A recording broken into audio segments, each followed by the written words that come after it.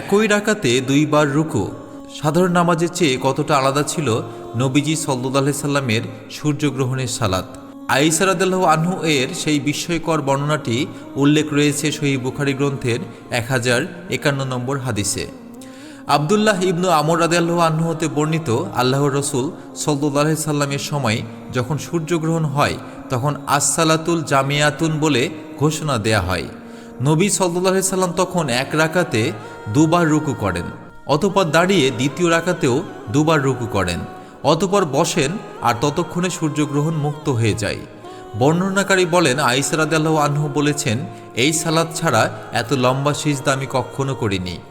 এই হাদিসটি আমাদের শেখায় যে সালাতুল কুসুফ অত্যন্ত ধৈর্য এবং ধীরস্থিরভাবে আদায় করতে হয়।